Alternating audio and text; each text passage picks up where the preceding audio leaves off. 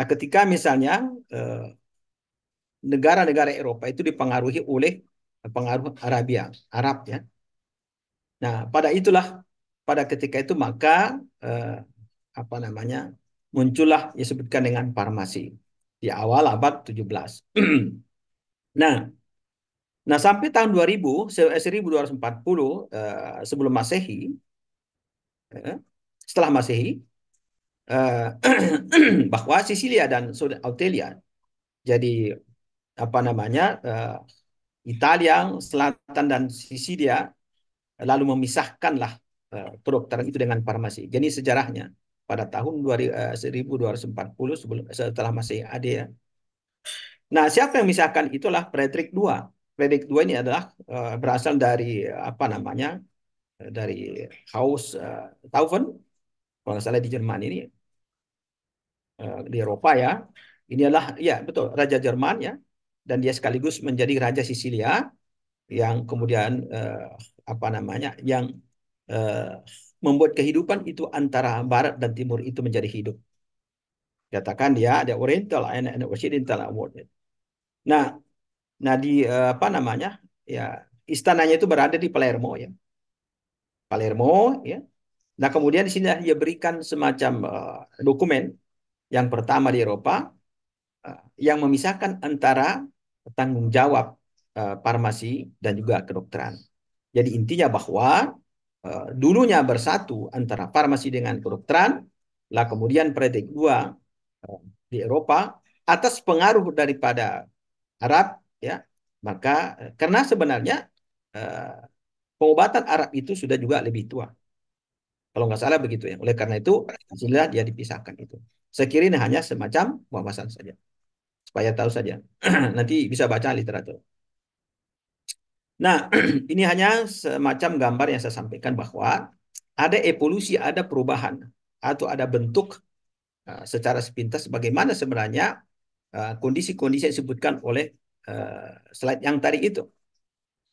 Jadi yang pertama sekali sebenarnya adalah first documented chemical process. Inilah dulu.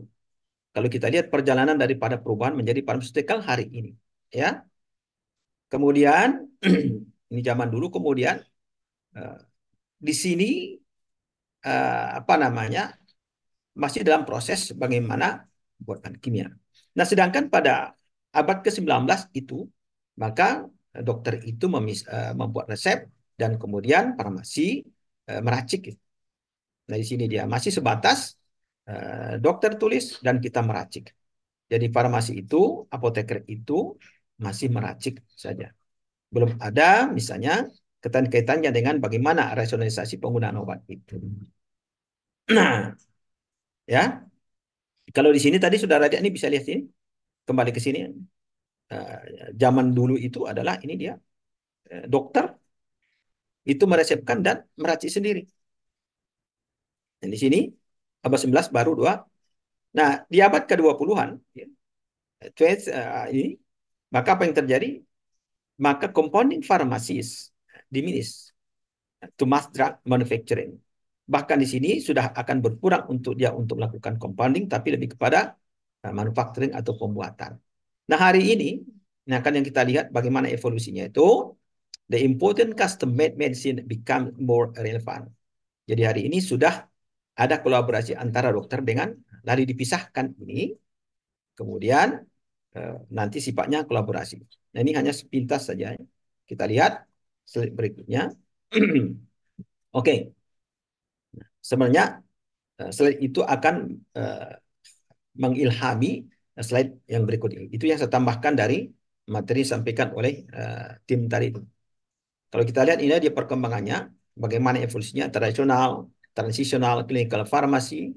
Jadi sebelum masuk pharmaceutical care, asuhan kefarmasian itu, maka ada tahapan yaitu namanya farmasi klinis. Maka sudah ada juga belajar farmasi klinis. Saya ingin mengatakan bahwa farmasi klinis ini merupakan apa namanya kompetensi yang dimiliki ketika orang untuk melakukan asuhan kefarmasian yang diawali pada 1975. Oke. Nah, sekarang kita lihat tradisional. Apa tadi sudah digambarkan di awal? Di sini menyediakan dan membuat obat dengan keterampilan tangan. Masih seperti ini. Ya, zaman-zaman dulu saya masih seperti itu. Dan saya masih masuk, ya.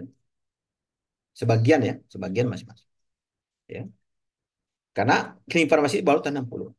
Nah, kemudian inilah kira-kira keterampilan tangan itu. Kemudian baru transisi. Ini sudah dilibatkan teknologi ya. Seperti ini ya. Sudah publikasi ya. Nah, apa yang terjadi di sini? Ini baru terjadi eksplosi ya, drug product dan informasi. Sudah dihasilkan produk dan juga informasi. Dari sini sudah mulai transisi ini adalah multiple prescriber and polypharmacy. Sudah apa namanya peresepan secara multiple dan juga polypharmacy atau polydrug. Nah, di sini juga pada zaman ini, pada era ini, in case kompleks drug therapy, maka pengobatan itu sangat kompleks, sangat rumit, mulai rumit ya. Ya. Nah, karena dia polifarmasi, kalau kita lihat di atas itu, maka muncullah namanya drug-related morbidity. Kadang-kadang pengobatan itu bisa menyebabkan angka kesakitan dan bahkan kematian. Nah, itu yang kita sebutkan dengan drug-related problem. Nah, nanti Anda lihat bagaimana, kenapa perlu pharmaceutical care itu? Karena ini salah satu alasannya, masa transisi ini. Nah, kemudian, iya, high human and financial cost drug misadvised. Jadi karena banyaknya obat-obat yang salah digunakan itu, dan maka terjadi banyak kesalahan dan itu akan membahayakan pasien. Ya, bahkan akan mendorong terjadinya dikatakan apa namanya misadventuring, ya. Jadi banyak kesalahan. Dan itulah yang juga kita sebutkan dengan error medication. Nah, ini tahun 98 ini sudah dicanangkan oleh Cipol dan kawan-kawan. Nah, masa yang selanjutnya, kalau kita lihat dari post-trial ini, evolusi ini, maka masuk pada era farmasi klinis, tahun 60-an. Ya, apa sebenarnya tujuan akhir pelayanan kefarmasian itu, asuhan kefarmasian itu adalah bagaimana obat itu aman digunakan oleh pasien secara individual dan juga oleh masyarakat. Nah, itu ujung-ujungnya farmasi klinis. Tetapi tetap saja farmasi klinis itu belum mampu untuk merasionalkan secara utuh. Maka masuklah di tahun 75, kita masuk era dikatakan dengan era asuhan kefarmasian atau pharmaceutical care. Jadi apa itu? Pelayanan di mana pasien menerima jaminan. Jadi ada garansi, kira-kira begitu, maka pasien itu dia terjamin keamanan dan keamanan dan penggunaan obat itu. Ada dua hal yang penting Anda pahami terkait dengan penggunaan obat. Yang pertama, hal penting, satu adalah manjur dan kedua adalah aman. Meskipun masih banyak juga variabel-variabel lain. Oke.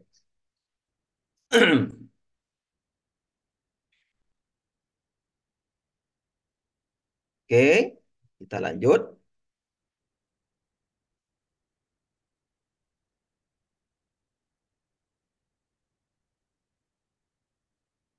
Nah, saudara-saudara, kalau kita lihat di zaman yang tadi mulai dari era tradisional, transisional, yang teknologi tadi, bagaimana pelayanan atau bagaimana apa namanya pengobatan itu?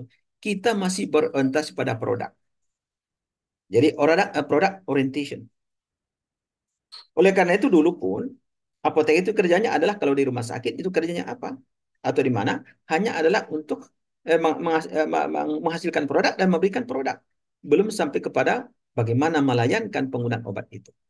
Nah, itu dikatakan orientation. Nah, kaitannya itu apa? Akan terjadi distorsi gangguan atau kesalahan dan juga disorientasi.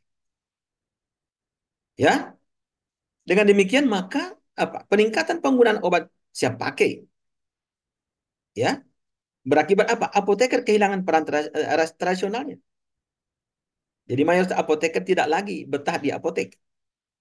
Pasien tidak pernah bertemu apoteker lagi. Kemampuan apoteker menjadi substandar. Nah, terjadi disorientasi dari waktu ke waktu itu. Ya. Lalu juga masyarakat mulai bertanya, untuk apa apoteker ada? Kalau memang tidak bisa memberikan layanan itu. Nah, oleh karena itu mulailah diskusi tentang dokter dispensing. Zaman-zaman itu dokter juga dispensing seperti yang tadi. Lalu kalau begitu, ketika kita bekerja di apotek, itu apa nilai tambah yang diberikan oleh apoteker terkait dengan dispensing? Nah, bahkan apoteker pun bertanya, apakah saya sebagai apoteker masih dibutuhkan? Dan bahkan walaupun sekarang eranya pharmaceutical care masih terasa sebenarnya ada hal yang pertanyaan itu, ya. Oke.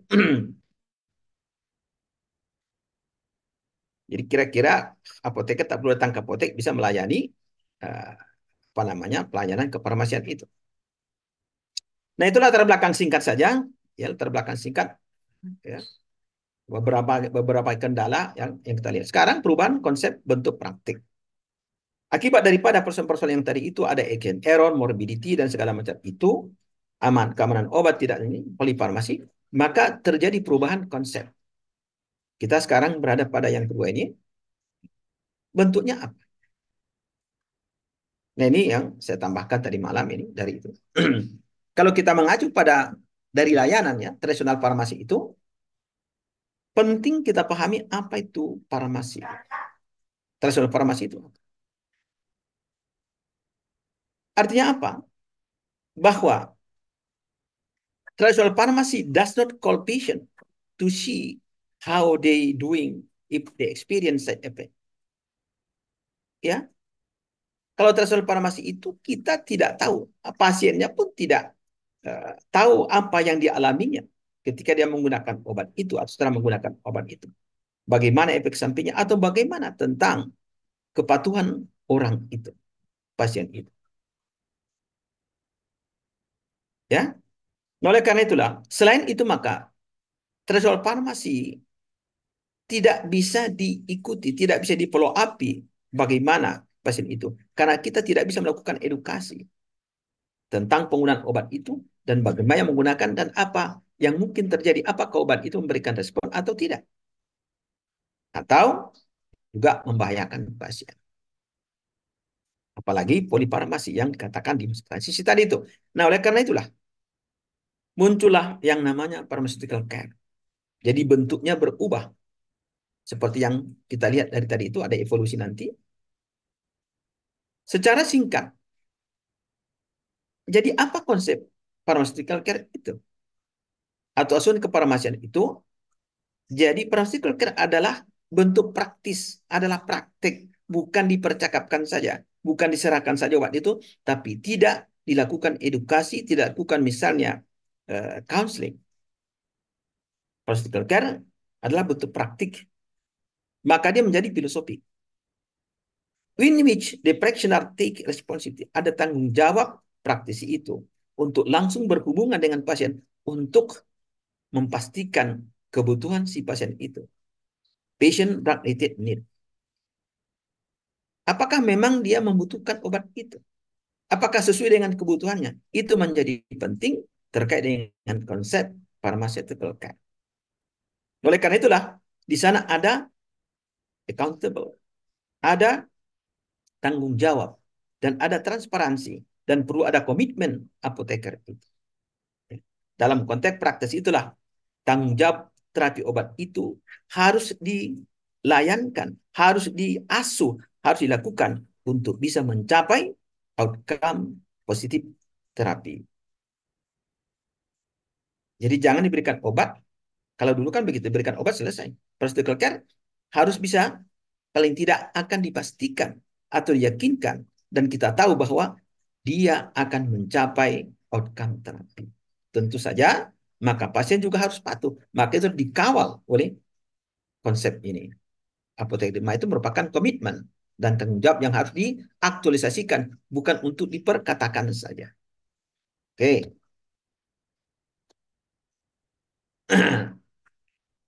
Nah, kembali ke situ, saya kira apa yang saya sampaikan sudah nampak. Tetapi penting kita lihat di slide yang disampaikan ini. Kalau kita kembali kepada model-model lama, maka kita hanya dispensing saja. Dispensing berarti meracik saja ya, seperti yang tadi itu. Berarti dia kan orientasinya bisnis, produk ya. Kemudian bring the product to consumer. Pokoknya sediakan kasihkan ke consumer. Jadi fokusnya adalah fokus bisnis, ya. Walaupun ada hal-hal yang sifatnya layanan tapi tidak maksimal. Dan kemudian lebih kepada apa? Bagaimana mencari keuntungan, ya. Jadi oleh karena itulah model dispensing tetap saja ada, tetapi sekarang dia dikombinasi dengan namanya asuhan kefarmasian. Kalau dari definisi tadi, pengertian yang saya sampaikan tadi, berarti urusan kita, bisnis kita adalah layanan, bukan pada produk saja. Maka sebenarnya yang paling penting Anda pahami, pharmaceutical care itu adalah kesetaraan atau equity atau equitability, keseimbangan antara produk dengan layanan. Jadi bisnisnya itu bukan mencari keuntungan semata. Di sana ada hal-hal yang sifatnya adalah kemanusiaan. Nah, oleh karena itulah praktisi itu harus berorientasi kepada pasien karena kepada layanan. Kemudian bagaimana keputusan-keputusan itu tidak hanya kepada bisnis saja, tetapi juga berfokus kepada pasien. Jadi di sisi kita, keputusan kita harus kebutuhan pasien. Nah, mungkin dikatakan patient care generate revenue. Ya, jadi asuhan itu menjadi sangat penting. Lalu produk hanya sebagai support pelayanan, bukan tujuan. Kalau kita lihat pada yang sebelah kiri, available service support product. Ya. Kalau ini adalah available product support services. Jadi obat itu, layanan kita itu harus dilayankan, maka dia menopang layanan itu. Kalau nggak ada obat, apa yang mau disampaikan? Kira-kira. Kemudian, sekira bisa saudara baca, ini kan sukses. Jadi kalau dispensing itu atau ini sama dengan tradisional. Sukses dispensing farmasi itu apa? Iyalah berapa banyak yang terjual. Ya. Diukur dengan itu. Ya. Sama juga kan space display and sell. Ya. Dan seterusnya. Ya. Dan berapa banyak orang yang akan kemudian mengambil obat lagi. Oleh karena itu di sini urusan kita terhadap uh, preskripsi. Misalnya bagaimana resep itu rasional atau enggak. Pada dispensing itu kita hanya pasif saja. Kita tidak bisa mengkritisi tentang resep yang diresepkan oleh para dokter itu. Nah, sedangkan di pharmaceutical kesuksesan itu, keberhasilan asuransi farmasi itu tidak diukur dengan berapa banyaknya resep yang dikeluarkan atau obat yang sudah dijual, tetapi ada diukur berdasarkan apa? Apa outcome? Apa yang diterima pasien itu dalam bentuk outcome terapinya? Nurun nggak efek buruk? Nurun nggak penyakitnya? Sembuh atau tidak? Atau redang nggak simptom? Jadi success measured as a patient outcomes. Nah, space organized meet a patient need, maka ruang-ruang yang diperlukan adalah kita harus bertemu dengan pasien. To meet patient need. Apa kebutuhannya? Berhadapan dengan itu kita. Ya, maka disinilah nanti dalam bentuk-bentuk dasarnya itu juga, maka semua yang kita lakukan harus dalam bentuk didokumentasikan yang disebut dengan quality care. Menyediakan layanan yang berkualitas. Kemudian, maka kita akan bisa menentukan apa keuntungan dan apa risiko yang diterima oleh pasien itu. Tentu ada ukuran-ukuran yang menentukan itu. Maka disinilah muncul praktis grow vision recruitment. Maka jadi berkembanglah praktis kefarmasian itu yang berorientasi kepada kebutuhan pasien. Jadi ingin mau saya katakan, asuransi kefarmasian adalah tidak dalam bentuk pasif, tapi kita harus bertemu dengan pasien, eye contact. Nah, persoalannya sekarang dengan teknologi, apakah kita menggunakan misalnya media atau berbagai teknologi atau langsung, itu persoalan lain yang akan kita bicarakan ke depan. Telefarmasi, telemedicine kan muncul. Halo dok, itu kan. Sekarang banyak ada beberapa bimbingan saya Ibu Embun itu sekarang membuat satu sistem yang akan nanti melakukan dengan sistem-sistem yang eh, digitalisasi. Nah, berlandaskan pada apa yang disampaikan tadi itu, maka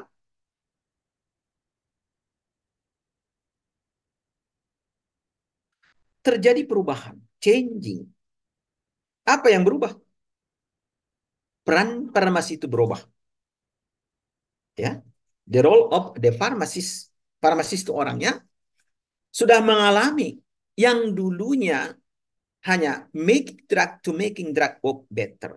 Bagaimana membuat obat itu lebih baik. Itu saja dulu. Dan itu sudah berubah, ya. Tidak sekedar lagi membuat obat, ya. Tapi kita sekarang sudah mengedukasikan obat itu, ya. Tidak sekedar untuk membuat itu. Jadi perannya berubah, jadi ada changing. Oleh karena itu ini harus dipahami. Paradigmanya kita sudah berubah. Nah, di sini berdasarkan Cipol, ini buku-buku yang rujukan yang standar ya. Komponen of apa saja sebenarnya komponen-komponen praktis profesional kefarmasian itu. Yang pertama adalah ini. Patient care process. Ada asuhan kefarmasian. Langsung kepada pasien. Langsung. Berarti kalau di apotek, ya apotekernya harus hadir. Kalau di rumah sakit, apotekernya harus hadir. Kira-kira begitu kan? Dan ini sudah di dalam apa namanya apa namanya undang-undang dan regulasi sudah ada. Kemudian komponen lain adalah perlu kita pahami sistem praktis, praktis manajemen sistem, dan kemudian komponen penting adalah filosofinya apa. Praktis filosofinya apa. Jadi filosofi farmasi sebenarnya adalah yang dikatakan pharmaceutical care berarti kita langsung meet berhadapan dengan pasien itu. Ya, mau di apotek, mau di rumah sakit atau di mana. Oke, paling tidak itu menurut Cipol itu. Kalau mau didetailkan, bisa kita lihat. Berarti saya sampaikan tadi, praktis filosofinya itu apa? Iya langsung. Kita berhadapan dengan pasien, memberikan tanggung jawab. Responsible provision, ya, terkait dengan asuhan obat yang kita akan berikan untuk mencapai outcome yang terukur, definite, sekaligus untuk meningkatkan quality of life pasien itu. Itulah filosofi kita. Dan nanti akan secara praktis, kita akan melihat nanti apakah ada DRP tidak. Kalau ada DRP itu bagaimana solusinya? Maka apoteker harus hadir dalam menyelesaikan persoalan itu. Nah, kemudian sistem manajemen praktis. Kerangkanya ini. Sistem manajemen yang menjadi dasar kerangka kerja organisasi untuk mendukung praktik. Nah, oleh karena itulah, organisasi kita pun, misalnya IAI, maka kita harus ikut dalam organisasi itu. Karena dia merupakan organisasi yang mendukung praktik itu. Nah, sedangkan yang patient care proses itu yang saya katakan tadi, maka semua obat itu harus sesuai dengan kebutuhan. Ya, kalau sesuai dengan kebutuhan maka perlu ada assessment. Ya, jadi ada assessment. Kalau kita mau bagi ini ada assessment. Berarti ada penilaian. Apa sebenarnya yang dibutuhkan pasien? Sering sekali obat diresepkan tapi pasien tidak butuh. Sering sekali obat dibutuhkan pasien tapi tidak diresepkan. Jadi itu perlu diassess, dinilai. Nah, kemudian tentu ada rencana asuhan. Ya, maknanya apa? What am I going to do for my patient? Apa yang mesti saya lakukan kepada pasien saya? Artinya, apoteker mempunyai pasien. Kalau begitu, who is your patient? Siapa pasien saya? Umurnya berapa? Demografinya, penyakitnya apa? Kerjanya apa? Nah, oleh karena itu, muncullah farmasi klinis tadi itu menjadi dasar penopang pharmaceutical care. Farmasi klinis itu akan ditopang oleh berbagai ilmu. Ada farmakologi, ada biokimia, ada macam-macam. Untuk dipraktekkan dalam terapi itu. Setelah direncanakan, ya, setelah diakses, lalu tidak sekedar iya diserahkan obat itu, tapi juga kita evaluasi. Nah, ada evaluasi. Nah, disitulah wujud-wujud penting daripada apakah obatnya digunakan dengan benar, apakah obatnya mencapai terapi, apa indikatornya, kalau hipertensinya apakah turun, kalau kolesterolnya apakah turun, dan apa yang dialami pasien. Maka perlu evaluasi. Ya, intinya Pak, how will we know if this working? Bagaimana saya tahu obat itu bekerja pada pasien itu? Tentu adalah ada indikator-indikator terapi, ya, yang harus kita pahami. Right.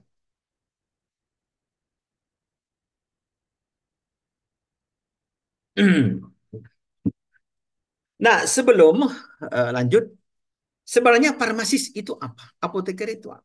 Nanti bisa juga dibaca di undang-undang ya. Tapi kalau kita lihat di sini yang dituliskan oleh uh, ini,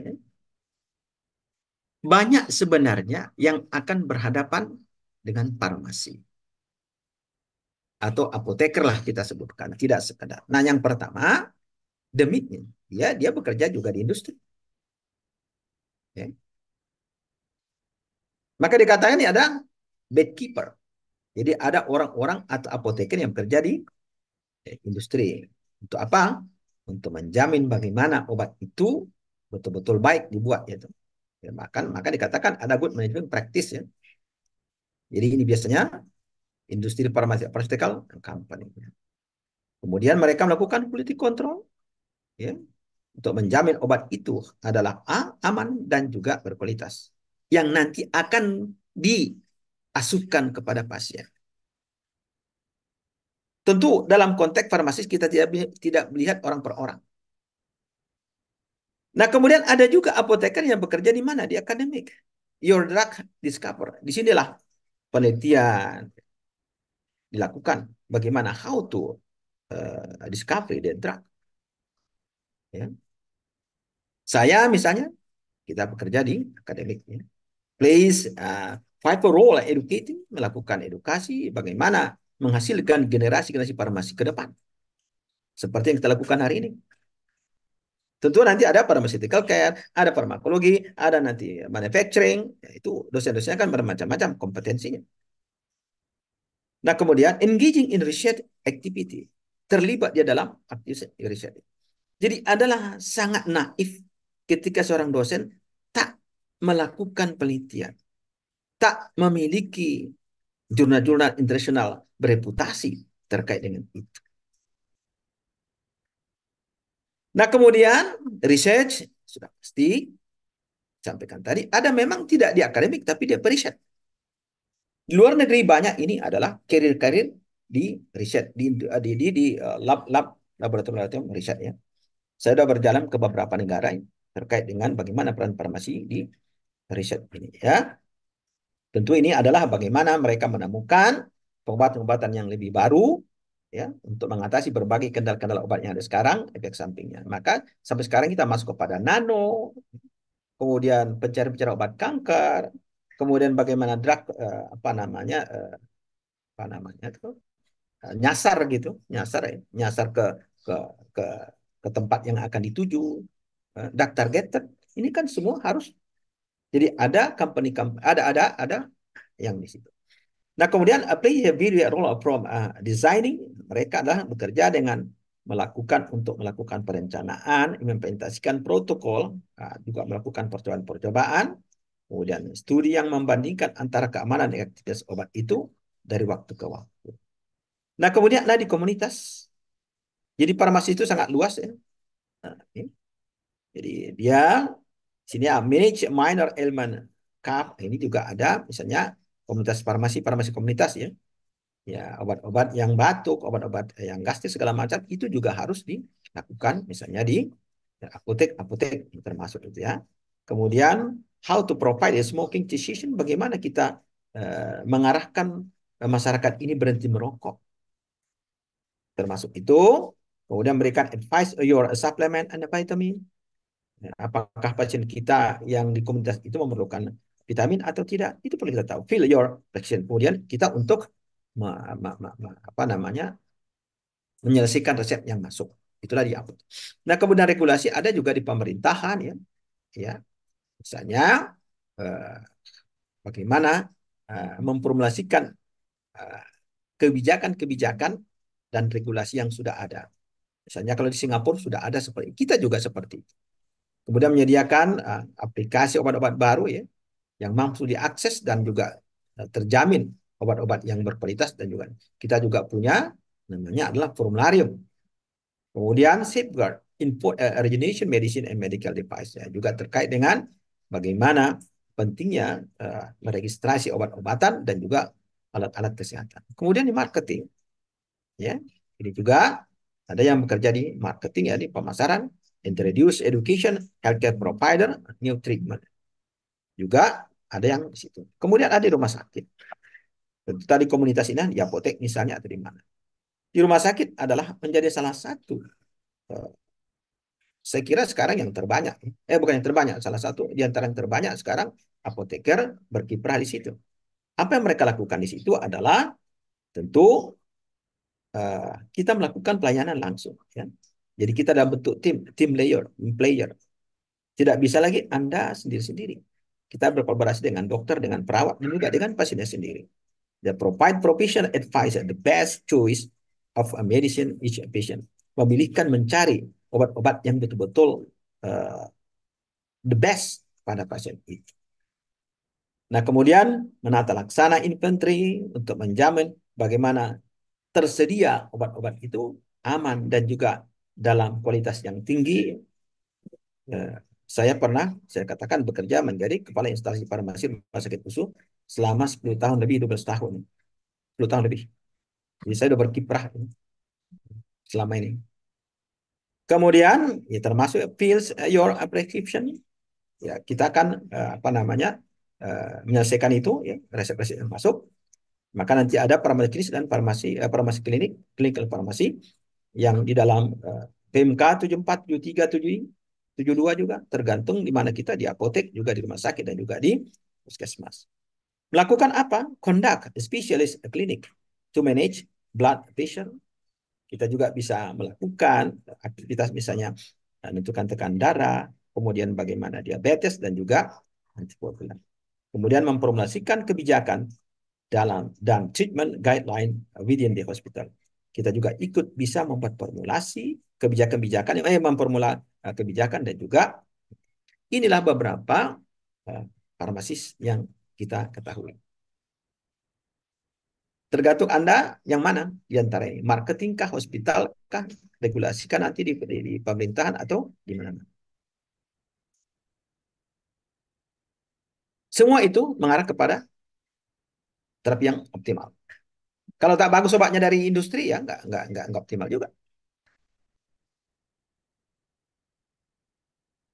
Oke. Kita masuk ke yang ketiga, definisi dan konsep asuhan kefarmasian. Ya. Ini slide ini bagus karena terstruktur ya. Saya suka mereka kasih ya, karena waktunya kemarin baru. Nah, tadi sudah saya awali di pembukaan tadi. Kita menerjemahkan pharmaceutical care ini bukan apa namanya rawatan farmasi, bukan asuhan ya. Itu harus setuju, kita sepakat dulu itu. Bukan kita sebutkan dengan asuhan, mengasuh, mengasuh pikiran gitu ya, mengasuh. Nah, jadi apa sebenarnya saya katakan tadi? Jadi apa asuhan kefarmasian itu? Adalah ini dia kalau kita lihat poinnya di awal juga tadi is direct responsible provision medication related care. Kita langsung melakukan praktis itu ke pasien. Ada tanggung jawab propis yang kita lakukan terkait dengan asuhan pengobatan, medically related care. Untuk apa dilakukan itu? Untuk mencapai achieving defined outcome, untuk mendapatkan outcome hasil yang terukur atau definit dalam rangka memperbaiki kualitas hidup pasien. Itu poinnya. Dan Anda bisa baca nanti di ini di ASHP.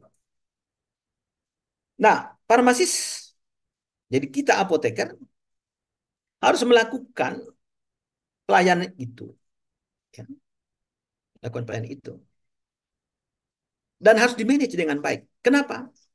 Karena asuhan itu, pelayanan itu, services itu akan membantu eliminate unnecessary, akan mengurangkan treatment-treatment yang tak penting, yang tak dibutuhkan, atau obat-obat yang kontraproduktif.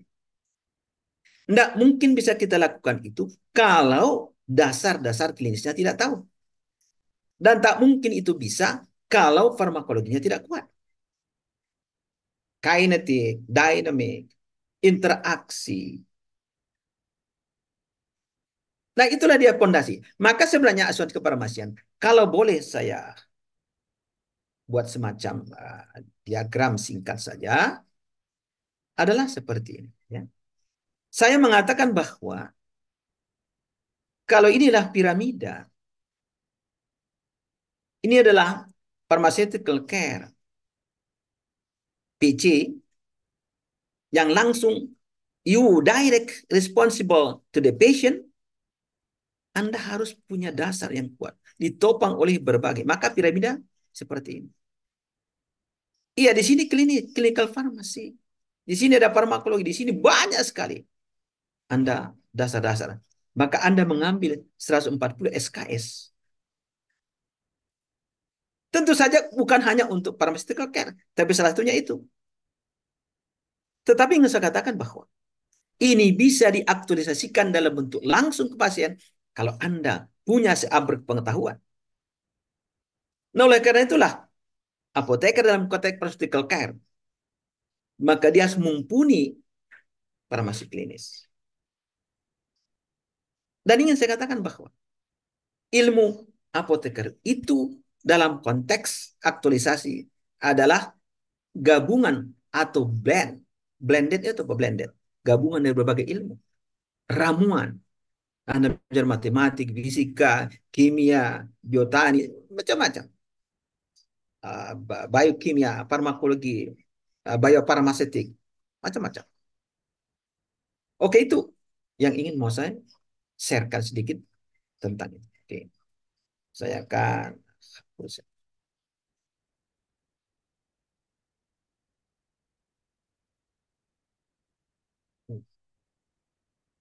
Oke. Kita lanjut. Itu dia. Oke. Untuk bisa mencapai apa namanya kebutuhan pasien itu, ini dia harus kita lakukan. Sekaligus juga assure that patient, untuk bisa menjamin pasien itu menerima obat yang tepat yang dibutuhkan. The most appropriate drug therapy untuk kondisi medisnya. Nah, oleh karena itu, ini lebih bersifat individual. Iya kan? Obat yang sama dengan penyakit yang sama belum tentu obat yang sama itu akan memberikan respon yang sama terhadap dua pasien atau apalagi banyak pasien. Itu dia. Itu dia. Assure that a patient menerima the most appropriate drug therapy for their medical condition. Bukan kondisi medis orang lain. Dengan demikian sudah enhance a patient adhere. Maka kita akan membantu pasien itu untuk dia patuh dengan pengobatan itu supaya bersifat individual. Diabetes mellitus tidak banyak terkontrol dengan baik karena pasiennya tidak adheren, tidak patuh. Kan gitu ya. Ya. Dan salah satu persoalan terapi adalah ketidakpatuhan. Ya, apalagi obat itu seringkali menjadi apa namanya obat-obat yang polifarmasi ya. Dan seringkali complicated medication regimen. Bukan satu obat, dua obat, tiga obat, bahkan empat obat. Ada interaksi di sana. Kalau interaksi, Anda harus tahu tentang interaksi. Dasarnya apa? Apa dampaknya? Walaupun interaksi tidak selamanya buruk. Ada juga yang oke. Nah, oleh karena teman-teman sudah sekalian, parasitical care include the determination. Maka parasitical care itu juga termasuk apa? Menentukan need drug itu untuk pasien. Apa kebutuhan pasien itu? Tentu Anda harus tahu penyakitnya. Anda bukan diagnostik, itu kan. Tapi kita tahu. Itu dikatakan determination of drug needs for given individu and the profession not only drug defined. Tidak sekedar hanya kebutuhan obat itu, tetapi juga apa? Dilakukan pelayanan sebelum, selama, dan setelah pengobatan. Jadi pengobatan itu bukan berhenti pada udah diserahkan obatnya, dikasih edukasi, tapi and then what nextnya? Ada nanti monitoring, ada evaluasi. Itu dia. Oke, itu bisa menjamin obat itu aman dan juga efektif. Ada dua dimensi penting, aman dan efektif. Obatnya bagus, tapi pasiennya tidak patuh, suka-sukanya. Nah, disinilah hadir apoteker untuk menjembatani itu. Jadi maka dalam bentuk kolaborasi.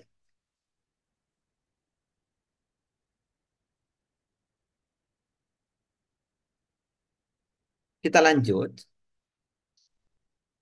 Apa yang dimaksud dengan medication related? Keterkaitan dengan obat. Yang kita asuhkan itu kan sebenarnya karena ada obat. Gitu. Kalau nggak ada obat, pertemuan kita dengan pasien itu, dokter juga kan ada penyakit, ada. Jadi kita bertemu dengan kolaborasi dengan dokter itu, dengan pediatri bukan karena ada obat. Oke, tentu karena ada obat berarti karena ada penyakit. Nah, yang dikatakan di medication related itulah rangkaian proses asuhan kefarmasian meliputi pemilihan obat, dosisnya, rutenya, cara minumnya, monitoringnya, dan bagaimana melakukan KIE-nya. Komunikasi, informasi, edukasi. Nah, itulah dikatakan dengan manajemen. Dan juga konseling secara individual ke pasien itu. Terkait dengan masalah obat dan pengobatan yang diterimanya. Nah, ini mau saya katakan sebenarnya kalau kita melihat dari konsep ini, agaknya nggak penting-penting aman, itu dipaksa-paksakan apoteker. Undang-undang maksud saya. Kalau ini jalankan, orang melakukan ini, ya kan? Kan tak perlu undang-undang sebenarnya. Undang-undang yang penting, tetapi tidak dipaksa dengan kepres itu kan. Peraturan pemerintah itu kan. Oke.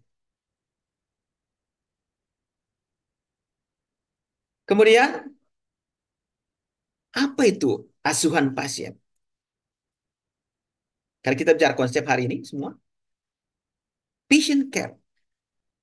Nanti cek apa itu care. Care itu sebetulnya Raisa Husna tahu apa itu care. Who care? I don't care. Care itu adalah apa? Peduli, Pak. Kepedulian. Kalau pasien itu apa sebenarnya?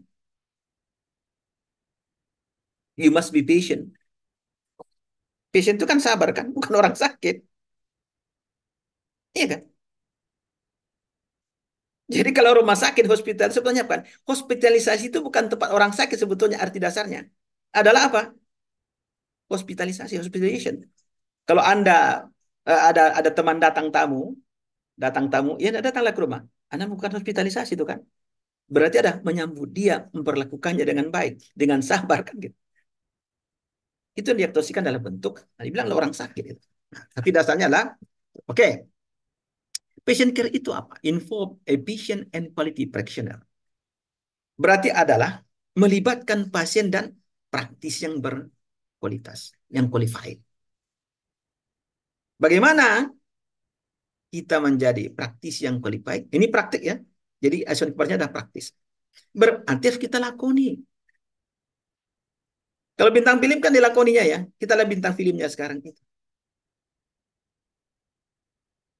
Ya sekarang tinggal melakukannya seperti apakah jarak jauh atau jarak pendek itu atau langsung itu. Itu personal lain, itu teknologi sekarang. Karena kita nggak bisa juga menghindari karena itu keniscayaan. Kemudian require a face-to-face counter. Secara tradisional, maksud saya adalah secara konvensional kita lakukan counter. Ada pasiennya, nanti ada gambar-gambar itu kan. Ada counternya atau ada ruang. Sekarang kan bisa sekarang kita juga eye contact tapi menggunakan teknologi. Boleh aja. Kan begitu. Kalau saya apoteker sekarang, oh iya, makan obat udah belum? Kenapa nggak dimakan begini-begini? Oh iya, saya mual. Ya, bagaimana rasanya? Kita bisa lakukan edukasi. Jadi eye contact. Walaupun dipisahkan oleh jarak, tapi sangat dekat.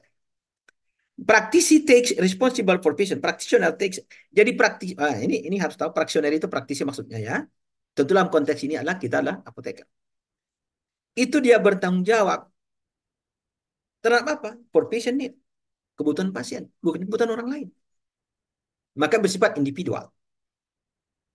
Ya. His her intervention, maka si apoteker itu secara praktis akan melakukan intervensi untuk mendapatkan outcome yang dibutuhkan pasien itu. Kita harus bisa menjamin, kita harus bisa memprediksi apa yang dibutuhkan, apa yang didapatkan. Maka muncul di pada ekonomi juga kan. Dari rupiah yang saya gunakan itu, apa yang aku dapatkan? Itu kan rumus itu. Kemudian patient care terkait dengan praktisi menyediakan atau melakukan. Provide its mean bisa dia menyediakan atau memberikan layanan, service secara konsisten dan komprehensif dan terstandar, bukan acak-acak. Ada standarnya secara komprehensif menyeluruh, secara holistik, ya, dan konsisten. Tentu berdasarkan aturan-aturan. Janganlah melanggar aturan. Sekarang banyak orang melanggar aturan, melanggar etik. Kita juga nanti ada etika ya. Bagaimana etik berpraktek itu. Dan melanggar etik. Melanggar etik itu bahaya. Anda rasakan sekarang. Kita nggak usah cerita politik. Saya nggak mau, ya kan? Prak Practitioner assess. Praktisi itu juga melakukan assess menilai. Apa? Ya menilai kebutuhan pasien secara individual. Each patient need. Jangan nilai kebutuhan orang lain. Kan gitu. Lalu apa? Mengembangkan rencana asuhan. Develop and care plan to meet. Untuk mendapatkan. To meet ya. Untuk menemukan kebutuhan pasien. Dan kemudian dipolok api dan diikuti. Dan dievaluasi. Apa outcome yang didapatkan. Oke. Lanjut. Masuk kita ke yang 4. Filosofi asuhan. Next slide. Ingin mau saya simpulkan sebelum ke slide-nya. Kalau Anda ditanya, Raisa ditanya, Anggre ditanya, apalah filosofi praktik apoteker itu? Jawabnya apa? Asuhan kefarmasian. Asuhan kefarmasian adalah responsibility direct. Langsung. Berarti Anda harus hadir bertemu dengan pasien itu. Itulah filosofi kita. Kenapa jadi apoteker? Ya karena hadir untuk. Kalau Anda marah-marah ke pasien, tidak mengabaikan etika. Iya kan karena saya kan apoteker, saya lebih tahu tentang Anda. Lalu dia bilang, kalau nggak ada saya, Anda apoteker tak perlu ada. Maka seorang apoteker itu tidak bisa arogan, apalagi mengangkangi etika dan undang-undang. Di sini aja kita bisa belajar tentang, saya banyak mengajarkan etika ya, di dalam filsafat, di S3. kemudian etika kefarmasian.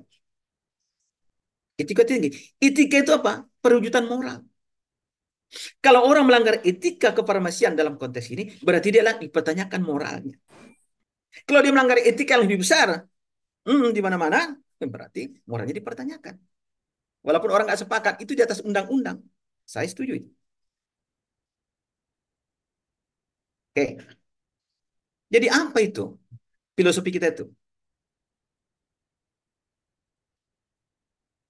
Adalah satu-satuan nilai, ada nilai, ada value di sana. Sebagai pedoman berperilaku, itu kan etika itu. Berarti kalau orang sekarang melanggar etika banyak sekali. Menyedihkan sekali itu. Sehubungan dengan apa? Berbagai tindakan yang harus diambil dalam praktik profesional kita. Kita kan profesional. Itulah filosofi itu. Filsafat itu bagiannya ada etika dan estetika. Dua itu penting. Ketika saya mengajarkan filsafat, ya, di S3 itu, etika dan estetika itu penting. Karena itulah landasan moral kita untuk melakukan praktek itu. Anda nggak boleh menghardik orang seenak dalam berpraktek. Apalagi berbangsa, bernegara. Menghardik belum tentu dengan kata kasar. Tapi mengubah yang lain, melanggar undang-undang juga pelanggaran etik. Filosofi adalah kebenaran yang diperoleh melalui berpikir logis, sistematis, dan metodis. Metodis ada metode. Maka di sana muncul dia katakan scientific method. Mudah-mudahan Anda nanti sampai ke S3. Kita ajarkan bersama. Filosofi praktek adalah praktek yang dilakukan sesuai dengan kebenaran. Yang dilakukan berpikir logis. Logis enggak? Kan banyak orang sekarang yang tak logis gitu ya. Karena apa? Kesukaan, kemauan, keinginan, obsesi yang berlebihan. Sehingga tidak rasional. Tidak menggunakan akal sehat, common sense. Berpikir logis, mengakar, sistematis, tersistem, metodis. Ada metode-metode yang digunakan untuk mencari sesuatu yang benar. Nah, oleh karena itulah filosofi praktek kefarmasian itu adalah praktek kefarmasian yang dilandasi di direct yang tadi. Langsung. Tanggung jawab terkait dengan obat. Ya, untuk mencapai apa? Mencapai outcome definite. Achieving definite outcome untuk memperbaiki apa? The improve efficient quality of life. Untuk meningkatkan kualitas hidup itu. Nanti ada bertanya, iya tapi dikasih obat ada juga yang tak berkualitas. Iya, jangan-jangan obatnya tidak benar menggunakannya. Maka diperlukan kehadiran kita. Kembali yang tadi sudah berulang kali kita katakan. Jadi sudah kita katakan is direct asuhan adalah responsible provision of medication. Jadi harus dilakoni terkait dengan penggunaan obat untuk mencapai outcome yang definite, yang terukur, yang pasti dalam rangka meningkatkan apa namanya kualitas hidup pasien. Jadi kita diambil dari American Society Health System Pharmacy atau ASPM tadi. Tentu kita tidak mau seperti ini.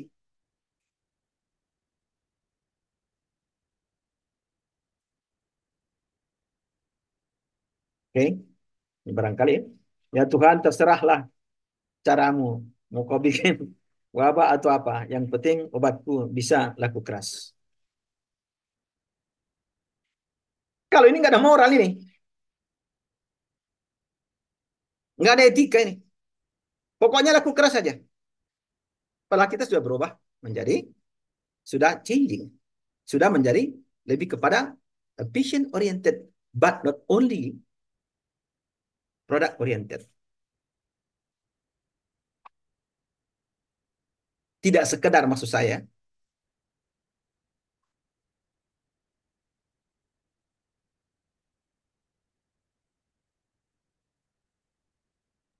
Ya, ini ya WHO Consultative Group ya, Tokyo tahun 93.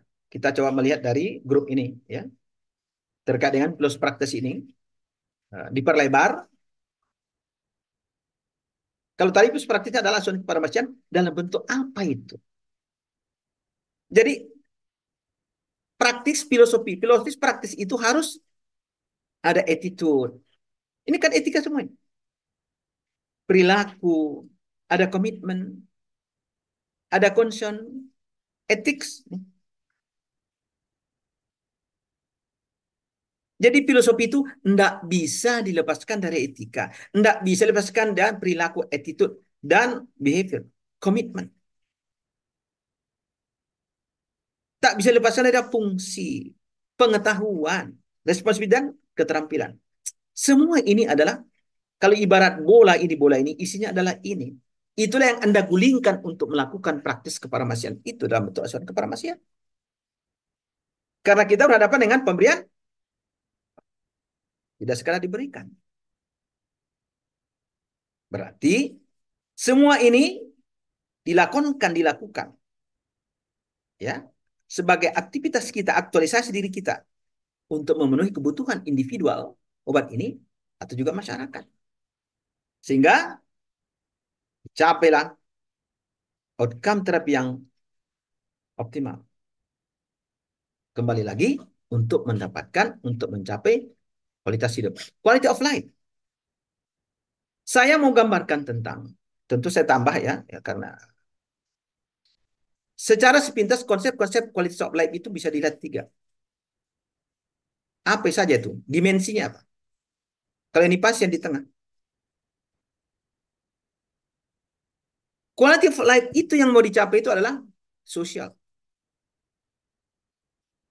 Dia sakit, ya biasanya arisan.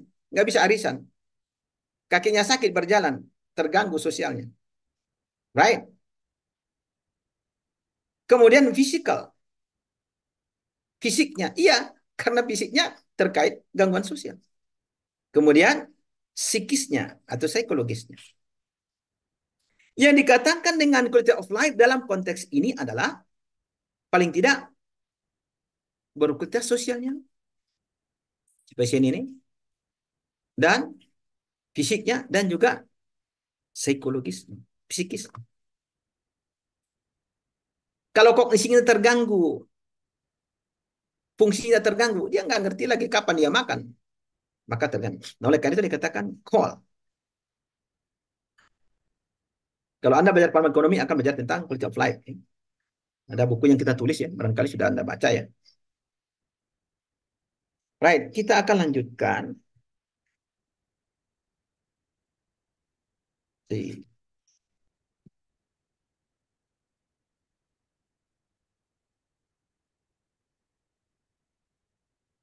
Nah, ada beberapa elemen-elemen, prinsip-prinsip elemen, apa elemen, unsur-unsur practical care itu.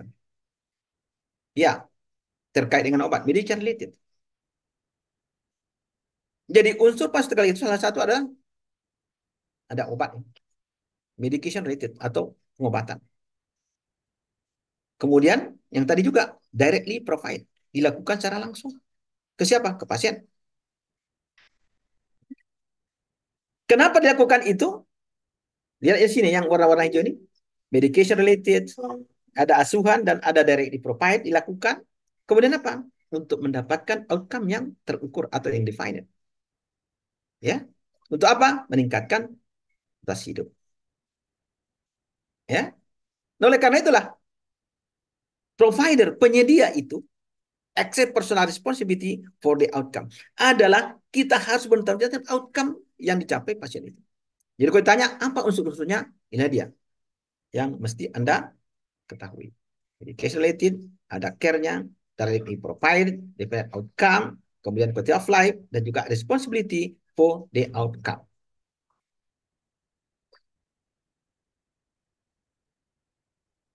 Tadi ini sudah muncul lagi ya. Oke. Hanya tambahnya barangkali perlu ada monitoring tadi sudah barangkali ya. Oke. Bersifat individual. Mungkin mereka salah double ya.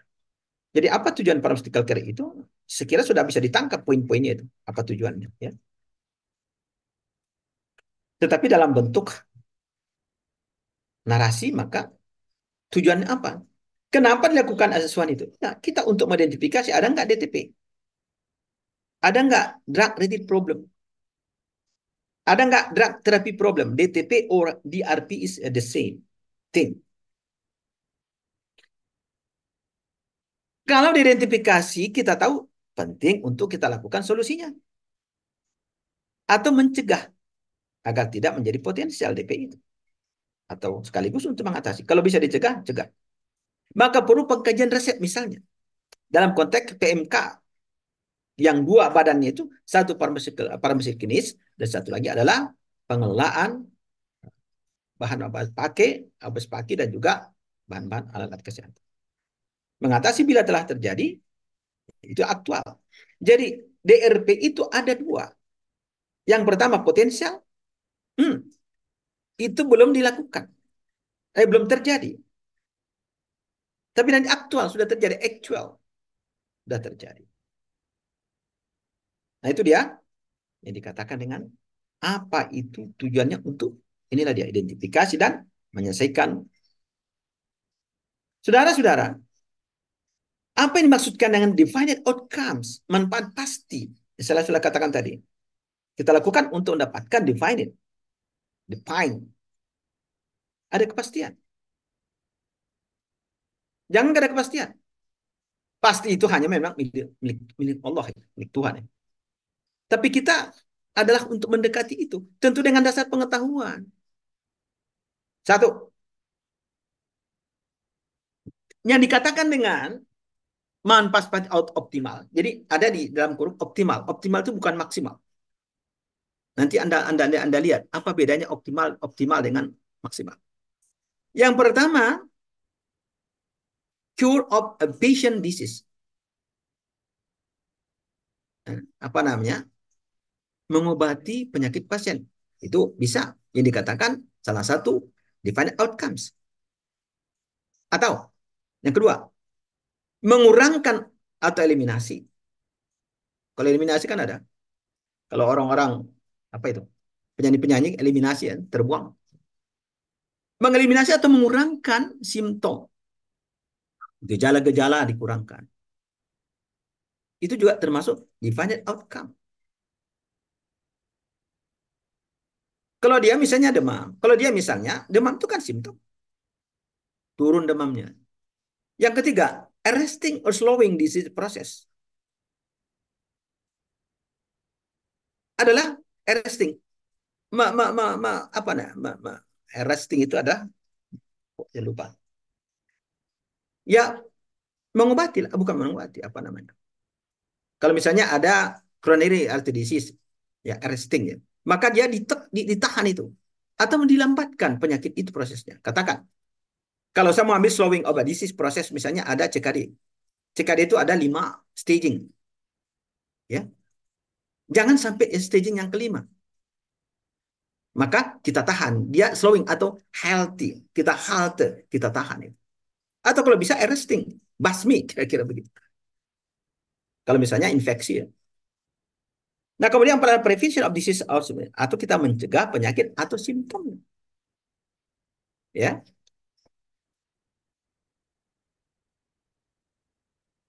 Ya nanti di akhir pertemuan akan saya adakan kuis ini. Ingatkan ya ada kuisnya sini. Oke, kita lanjut. Apa itu kualitas hidup? Tadi saya sampaikan secara diagramatik yang 3 dimensi tadi. Ya. Tapi di sini ya diperluas. Mampu berjalan berarti kan fisik, ya kan? Itu kualitas hidup. Mampu merawat diri, kemandirian. Kegiatan yang bisa lakukan, mampu ikut serta dalam interaksi sosial yang normal. Nah, tadi bisa arisan, bisa karaoke, segala macam gitu. Rasa sakit atau ketidaknyamanan, bebas kesakitan. Dan rasa cemas, depresi, bebas dari itu. Itu dikatakan dengan nanti sebenarnya bisa saudara buat, sudah baca juga di permuka ekonomi kan saya tuliskan satu bab di sana ya menggunakan IQ 5D itu, equal, liar, five dimension. Paling tidak itu nih katakan putus oleh quality of life. Kemudian apa responsibility? Tanggung jawab itu apa? Hubungan mendasar asuhan pasien adalah adanya pertukaran yang saling menguntungkan ketika pasien menghibahkan otoritasnya, menyerahkan, memberi otoritas kepada Anda untuk penanganan obatnya. Pasiennya sakit, maka dia hibahkan, bukan dirinya ya, dia serahkan, bapaklah, ibulah yang akan lebih tahu tentang ini. Maka asuhlah saya. So this is responsibility. Ya, ke siapa diserahkannya? Iya, ke kita, ke apoteker. Penyedia layanan, penyedia layanan menerima tanggung jawab atas siswa atau otoritas yang diberikan itu. Makanya katakan ada delegation of authority. Penyerahan otoritas itu kepada orang yang kompeten. Jangan berikan otoritas itu kepada yang tidak mampu, tidak kompeten. Tunggulah nanti hancur. Ya, kira-kira begitu kan?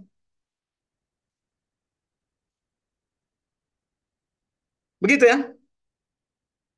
Kalau diserahkannya kepada Raisa Husna menjadi apoteker, Anda harus kuat, harus punya ilmu pengetahuan. Karena dia menghibahkan dirinya, menghibahkan, asuhlah saya. Ini obatnya. Harus kompeten. Salah satu, ya dikatakan profesional. Yang nggak tahu sekarang orang profesional atau enggak, ya, tergantung ya. Dalam arti yang luas ya. Tapi saudara-saudara, itu sekaligus apa? Berarti itu tanggung jawab moral. Moral itu tinggi. Itulah perwujudan etika itu. Dalam melakukan itu, katakan, tanggung jawab sekaligus melibatkan kepercayaan. Orang udah percaya kepada kita. Secara moral dia percaya kepada Raisa itu. Dia percaya dia. Tapi jangan dibohongi dong.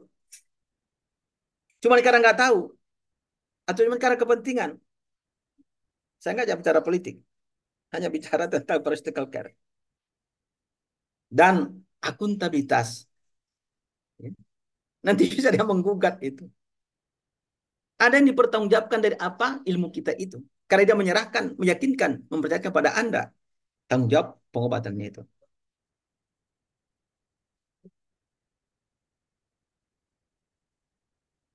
Lagi-lagi yang tadi, berarti ini bagus juga nih ibu-ibu, bapak-bapak yang ini. Ada bahasa Inggris, ada pula sebagian bahasa Indonesianya. Bagus lah itu ya. Lagi rajin mungkin gitu ya. Jadi asuhan paras itu apa? Bertumpu. Saya mau sampaikan dari dulu-dulu ya. Ya. Kalau dulu saudara-saudaranya mengajarkan paras kali itu cuma saya sendiri. Dulu, awal-awal gitu. Sebenarnya banyak mata kuliah dulu-dulu itu. Karena dosennya belum cukup, dia sendiri kemana-mana gitu. Jadi, asuhan pasien apa? Bertumpu kepada pasien. Itu dikatakan is efficient center practice. Praktek yang bertumpu kepada pasien. Ya, karena dan kita menerima tanggung jawab itu untuk menjamin kebutuhan pasien terkait dengan obat, sekaligus untuk memenuhi tanggung jawab komitmen kita itu. Jangan komit dengan keburukan, tapi komitmenlah dengan kebaikan. Ukuran kebaikan itu kan ada ya. Oke, tadi ini sudah saya kira kita lanjutkan sama ini. Oke, oh masih ada sini. Oke. Pharmaceutical care practitioner menerima tanggung jawab itu untuk mengoptimalkan terapi pasien. Iya, regard of the source terkait dengan preskripsi, ada obat-obat yang diresepkan, ada yang tidak, ada juga obat alternatif tradisional atau bahkan barangkali herbal segala macam itu dalam rangka untuk meningkatkan kualitas setiap pasien itu. This of course with the patient cooperation and in coordination with the patient other healthcare provider. Maka ini dilakukan dengan siapa? Tidak Anda sendiri, tapi harus dengan tim lain. Tapi kalau dokternya oke, apotekernya oke, tapi pasiennya nggak oke gitu. Nggak patuh dia, selesai lah. Nggak ada gunanya. Itu bisa dijamin semua itu ya. Jadi ada koordinasi, coordination with the patients, others healthcare provider. Jadi jangan Anda merasa kita yang paling hebat. Nggak bisa. Sekarang banyak kali orang merasa paling hebat kan. Di negara antah berantasan.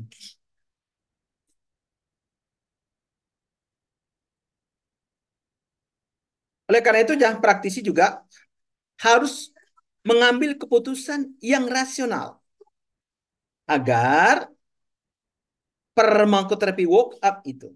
Nanti apa itu farmakoterapi walk up nanti bisa kita lihat untuk melakukan penilaian terhadap kebutuhan pasien itu terkait dengan obat.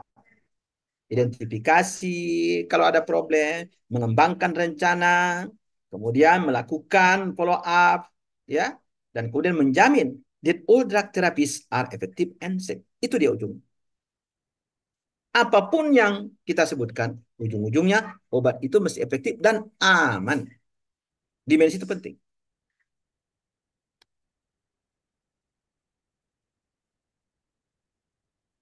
Kemudian deficient drug related need. Apa itu maksudnya dengan apa namanya?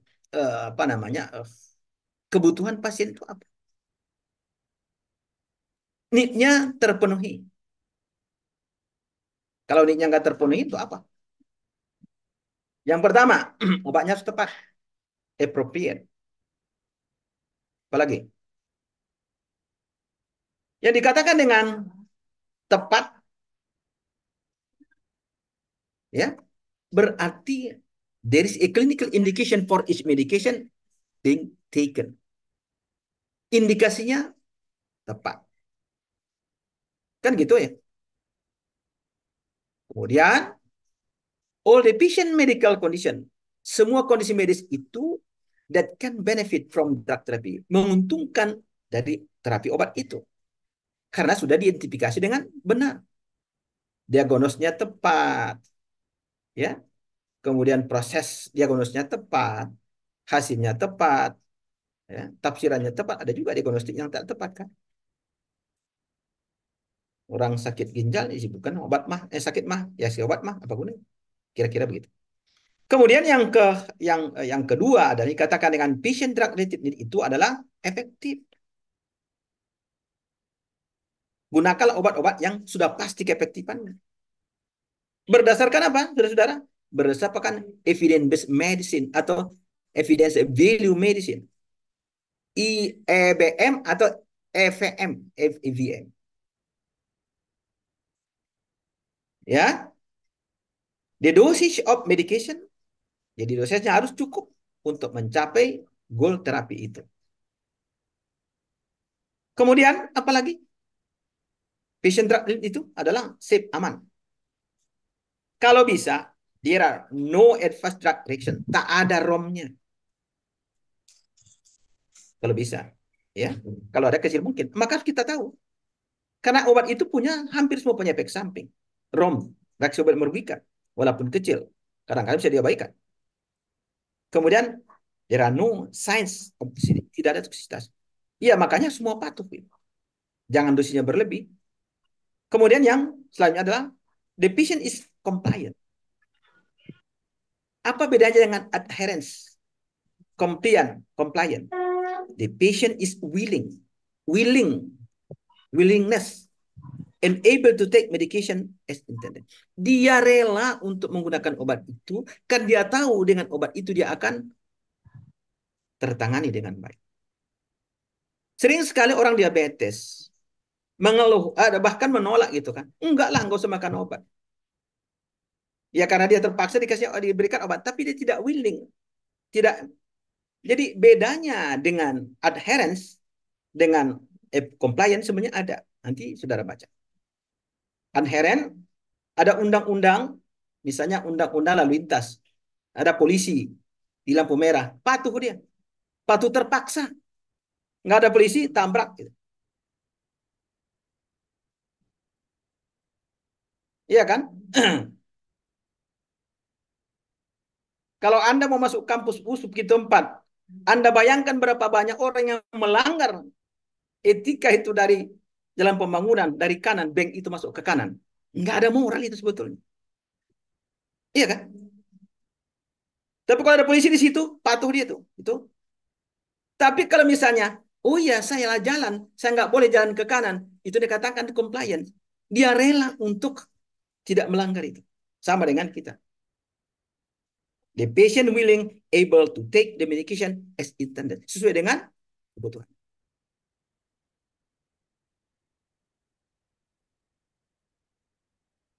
Nilai-nilai sebagai pedoman berperilaku di dalam yang perlu dikembangkan dalam praktek profesional ini adalah yang pertama,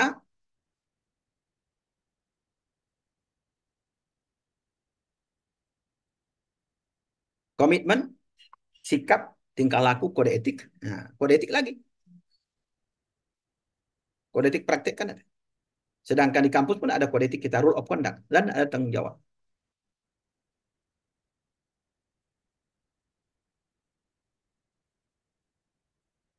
Ini mereka buat ibarat sebuah komputer, nilai-nilai di atas adalah software.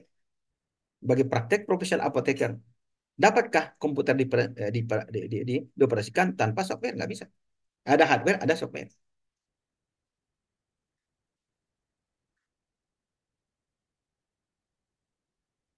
Komitmen. Apa komitmen? Komit, kekeh dia untuk menjalankan profesinya itu. Saya akan menjalankan tugas saya dengan sebaik-baiknya sesuai dengan martabat dan tradisi luhur kefarmasian. Dia nanti PP 2 tahun 62 tentang apa? Sumpah. Banyak orang disumpah, tapi nyanyi sumpah. Enggak tahu lah ya. Bayangkan ngerinya itu akan dipertanggungjawabkan nanti di hari kemudian. Sikap. Seorang profesional akan berkata, saya bekerja bukan karena dibayar. Ah, ini dia. Bukan buzer. Banyak orang sekarang, ah diau, katanya kan, orang Batak. Karena itu maka rusak segana ini kan. Rusak segana. Tetapi dibayar karena saya bekerja. Bukan noko-nokohin. Nah, setiap keputusan yang saya ambil sepanjang karir saya, berdasarkan pada mana yang benar, bukan mana yang menguntungkan saja sebenarnya. Oke, ini berfilsafatnya kita ini. Perilaku, berarti standar profesi. Itulah menjadi pedoman menjalankan praktik itu secara baik. Nanti PP 5129 ya, dibaca. Antara lain apa itu di PP itu? Hanya melakukan penelitian atas dasar kemampuan, keahlian, kompetensi yang dimiliki. Kalau nggak kompeten jangan, nanti bersalahan. Untuk dapat menjamin relevansi keilmuan serta keterampilan, seorang apoteker harus mengikuti pendidikan berkelanjutan. Jangan sudah tamat apoteker berhenti, nggak bisa, nggak cukup. Ada seminar, ada workshop, ikuti saja. Selanggaran oleh organisasi profesi, masuklah ke situ.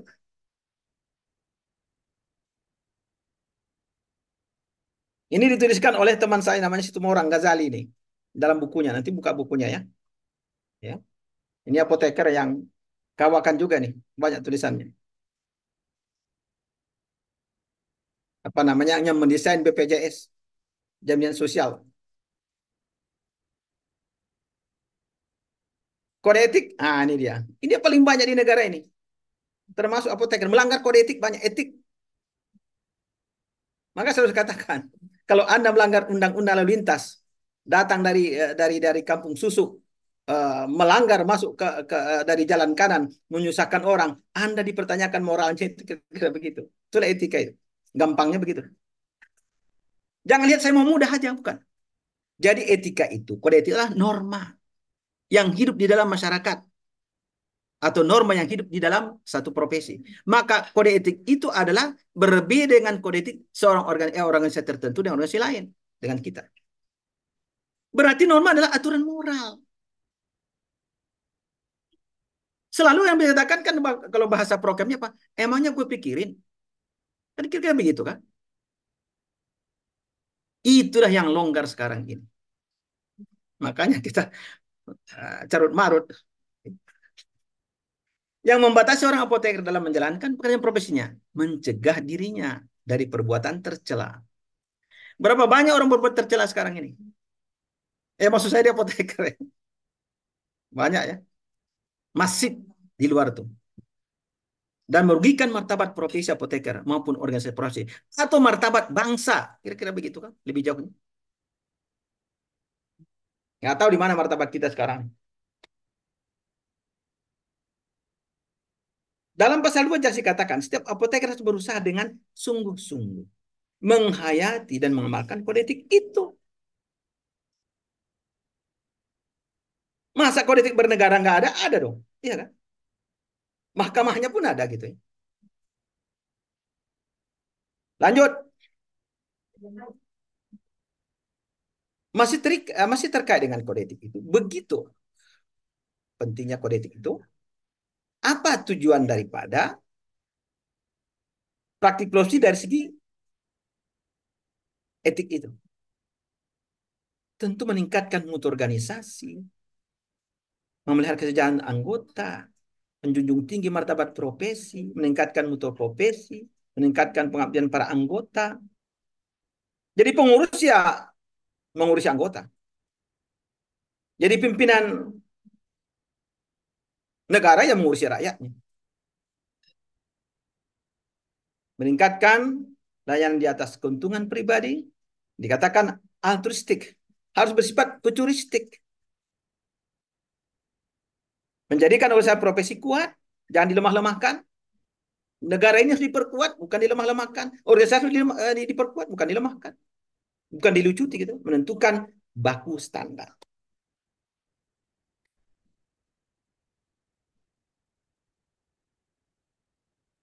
Sekarang tanggung jawab terakhir ini dari elemen ini. Pasien mempercayakan otoritas tadi disampaikan ada pasien dia ambil obat datang ke apotek Anda tuh nih kan. Artinya dia apa?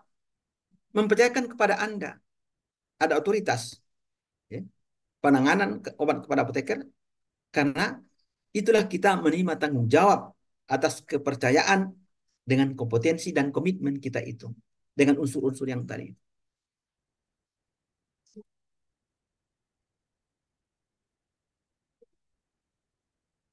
Baik, sekarang apa itu kompetensi? Terkait dengan tanggung jawab tadi, kemampuan kerja yang mencakup aspek pengetahuan, ya harus tahu tadi sudah saya gambarkan, terampil, ada bisa mengaktualisasikan, tidak hanya tahu. Jadi maka ada tiga ranah dalam teori Bloom. Yang pertama adalah kognisi, afeksi, dan psikomotorik. Ketiga-tiganya harus bisa dikuasai. Tidak sekadar ngerti, tidak sekadar paham, tidak sekadar mengerti, tidak sekadar tahu, tapi juga bisa mengaktualisasikan apa yang dia tahu itu. Keterampilan ya, atau keahlian serta sikap kerja yang relevan dengan ketentuan peraturan perundang-undangan yang berlaku. Oke, jadi sudah ada.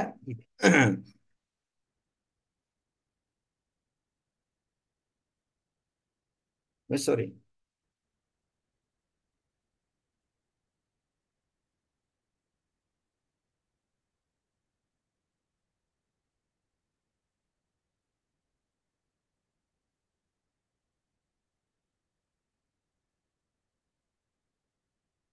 kita lihat dulu ini. Balik, oke. Jadi masih kompetensi tadi. Jadi ada nilai yang penting kita pegang. Nilai itu terkait dengan apa? Kewenangan. Anda berwenang itu diberikan hak kewenangan, berarti ada jejak, ada sertifikat, ada seterah, ada sifat. Itu kan syarat. Anda diberi kewenangan. Layak nggak? Bukan sekedar misalnya ahli. Berwenang nggak? Berbeda. Ada orang ahli tapi tak berwenang.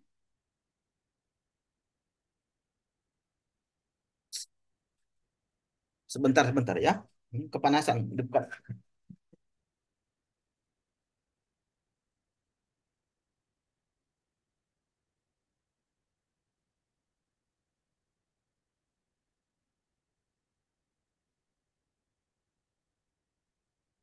Ketika saya pernah menjadi kepala instalasi, yang nggak tahu apakah dulu ada direkturnya tak ngerti. Nah, ketika itu tidak belum keluar SK saya yang selanjutnya, lalu obat mau dibeli. Ya udah beli aja katanya.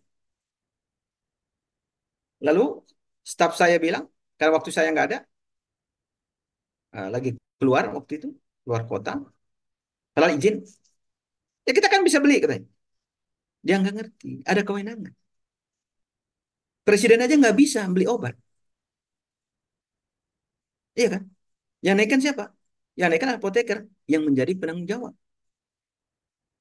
Itulah kewenangan. Kenapa sih berwenang? Ada ijazah saya, ada sertifikat saya, ada STRA saya, ada sifat saya misalnya. Itu dia. Kemudian kemampuan kalian keterampilan tadi adalah ini semua harus ada pengetahuan dibarengan sikap dan keterampilan. Ya. Kemudian kedua ini menjadi penting untuk disatukan dalam kompetensi itu. Maka itulah makanya Anda nanti akan mendapatkan kompetensi yang berlaku selama 5 tahun. Dilakukan dengan untuk mendapatkan kompetensi itu. Pengakuan kompetensi rekognisi itulah dengan menggunakan uji CBT dan OSCE. OSCE.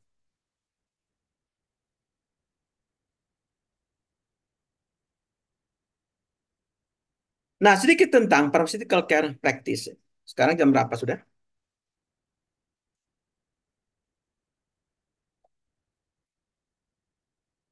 Oke, saya kira eh, karena saya jam 8 sekian akan masuk S2, saya kira ini yang lain kita lihat saja nanti ikan bisa sebutkan ini.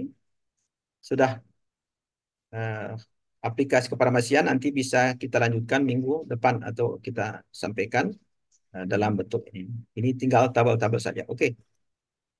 Nah, saya kira eh, tinggal sedikit lagi sebenarnya 3 slide, tapi tak apa. Eh, karena waktunya udah menunggu S2. Nah, saya kira itu saja yang bisa sampaikan hari ini. Mohon maaf ya, sebenarnya waktunya sebenarnya pas sebenarnya. Cuma karena sudah menunggu. Nanti akan di-share ini. Demikian saja, kita stop share dulu. Oke, kita tutup ya. Demikian. Assalamualaikum warahmatullahi wabarakatuh dan selamat pagi. Terima Right. kasih, Pak. Terima kasih. Oke. Terima kasih, Pak. Oke, sama. Bye.